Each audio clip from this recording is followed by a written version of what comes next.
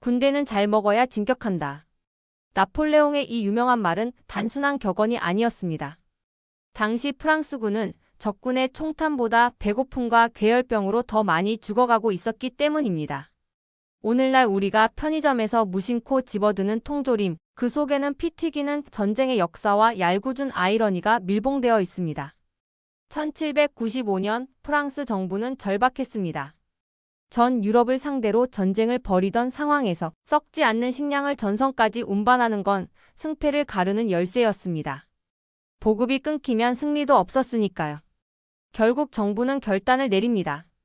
음식 보존법을 발명하는 사람에게 12,000프랑을 주겠다는 것이었죠. 당시로서는 집 한 채를 사고도 남을 천문학적인 상금이었습니다. 이 난제에 도전한 사람은 과학자가 아닌 파리의 솜씨 좋은 제과업자 니콜라 아페르였습니다. 그는 무려 15년 동안 샴페인 병에 음식을 넣고 코르크로 꽁꽁 밀봉한 뒤 끓는 물에 삶는 실험을 반복했습니다. 세균의 존재조차 모르던 시절이었지만 그는 오직 경험과 집념만으로 멸균의 원리를 찾아냈습니다. 마침내 병 속의 음식은 몇 달이 지나도 맛과 향이 그대로 유지되었죠. 아페르의 병조림은 혁명적이었지만 치명적인 단점이 있었습니다. 바로 무겁고 잘 깨지는 유리를 사용했다는 점입니다. 덜컹거리는 마차와 거친 전장 환경에서 병조림은 병사들에게 또 다른 짐이 되곤 했습니다. 이 아이디어를 낚아챈 것은 아이러니하게도 적국인 영국이었습니다. 영국의 피터 듀란은 깨지기 쉬운 유리 대신 가볍고 튼튼한 양철을 사용해 특허를 선점해 버립니다. 프랑스가 발명한 기술이 영국군의 군수품이 되어 나폴레옹의 군대를 겨누게 된 셈입니다. 하지만 초기의 통조림은 지금처럼 얇지 않았습니다.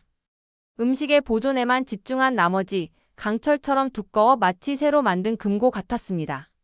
더욱 황당한 건 전용 캔 따개가 통조림보다 40년이나 늦게 발명되었다는 사실입니다. 그렇다면 병사들은 어떻게 밥을 먹었을까요?